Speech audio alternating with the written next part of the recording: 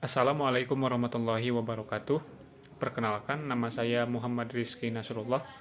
Saya merupakan seorang mahasiswa di Institut Darul Falah yang saat ini sedang menempuh pada semester 7. Nah, alhamdulillah pada kesempatan kali ini saya ditugaskan untuk membuat sebuah video terkait cara membuat RPS ataupun rencana pembelajaran semester berbasis kurikulum OB.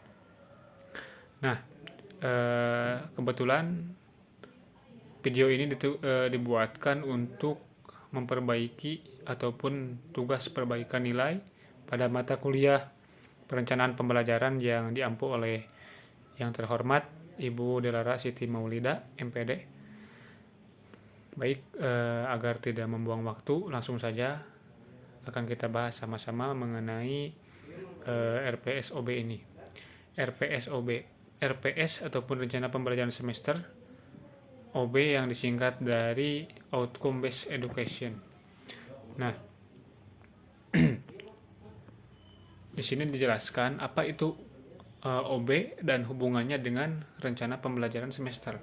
Pertama, OB ini fokus pada apa yang akan didapatkan ataupun apa yang akan dilakukan oleh mahasiswa di akhir pembelajaran. Misalkan ketika mahasiswa tersebut, kita misalkan sebagai pengajar ataupun sebagai dosen menciptakan sebuah inovasi pembelajaran, kita harus tahu gitu, harus paham mengenai sistematika apa yang akan dicapai ataupun apa yang akan dilakukan oleh mahasiswa pada akhir pembelajaran.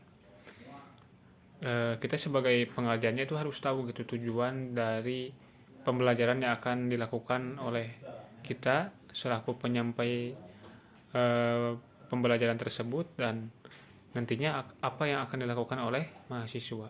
Terus yang kedua adalah peran RPS ataupun peran rencana pembelajaran semester, yang dimana ini lebih ke menjelaskan terkait dokumen ataupun rancangan pembelajaran yang memastikan setiap aktivitas kelas mengarah pada capaian pembelajaran yang terukur. Jadi pada RPS OB ini harus ada rancangan yang jelas terkait pembelajaran tersebut. Bagaimana arahnya, mau dibawa kemana pembelajarannya, yang dimana ini harus sesuai dengan apa yang akan dicapai. Terus yang ketiga adalah prinsip utama ataupun eh, backward design, mulai dari hasil akhir baru tentukan prosesnya gitu. Nah, jadi harus ada keterangan inovatif ya mengenai desainnya seperti apa ataupun inovasinya seperti apa, harus jelas supaya langkah-langkah tadi dari 1 sampai 3 ini bisa tercapai gitu terkait tujuan ataupun pasca pelaksanaan pembelajaran di kelas gitu. Nah, lanjut yaitu terkait komponen utama pada rencana pembelajaran semester standar OB. Nah, di sini tertera daftar komponen yang harus kita ketahui. Pertama adalah capaian pembelajaran lulusan ataupun disingkat dengan istilah CPL yang dibebankan pada mata kuliah. Misalkan tadi ngambil contohnya pada perencanaan pembelajaran. Terus yang kedua adalah capaian pembelajaran mata kuliah CPMK dan juga sub CPMK, yang dimana pada poin kedua dan ke-1 ini harus ada korelasi. Misalkan CPL-nya itu menjelaskan terkait hal-hal yang bersifat seperti afektif, psikomotorik hal itu. Terus contoh yang lainnya gitu.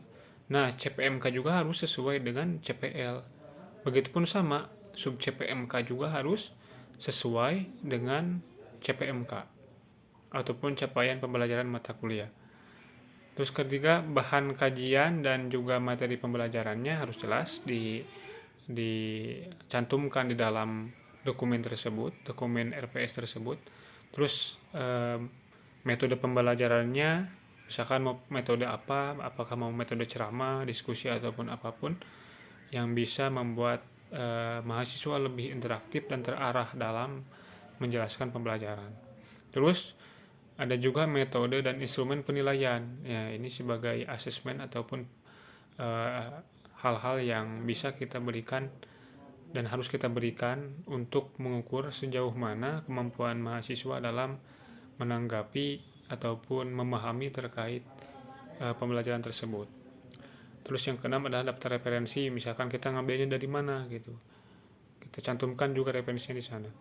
Terus langkah pertama untuk merumuskan capaian pembelajaran mata kuliah dan sub capaian pembelajaran mata kuliah. Pertama, kunci yaitu menggunakan kata kerja operasional ataupun KKO yang sudah disediakan oleh kampus. Taksonomi belum C1 sampai C6 yang dimana saya sudah membuatkan langsung terkait file dari langkah-langkah ataupun bentuk hasil yang sudah saya buat. Terus kedua ada syarat mat harus spesifik, measurable, achievable, relevan, dan time-bound gitu. Terus yang ketiga ada mahasiswa mampu mendesain C5 misalkan sistem database yang efisien untuk skala UMKM yang dicantumkan di sini ya, ataupun skala pembelajaran. Terus yang kedua adalah menyelaraskan capaian pembelajaran ke CPMK, harus selaras tadi yang dijelaskan. Seperti di sini saya mengambil tentang konten matrik korelasi antara CPL Prodi dengan CPMK. Nah, kita harus bisa memastikan setiap CPMK yang mendukung itu harus minimal ada pada satu CPA-nya.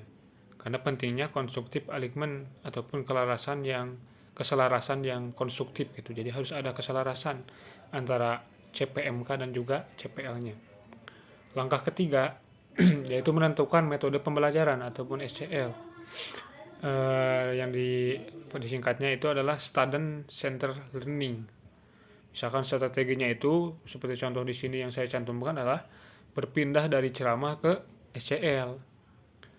Terus metode populer dalam OBE ini, Object Based Learning Education, yaitu pertama ada case metode ataupun pemecahan kasus. Misalkan diberikan sebuah permasalahan, lalu setiap mahasiswa dibentuk kelompok untuk bisa memecahkan masalah tersebut. Kedua ada team based project ataupun project berbasis kelompok.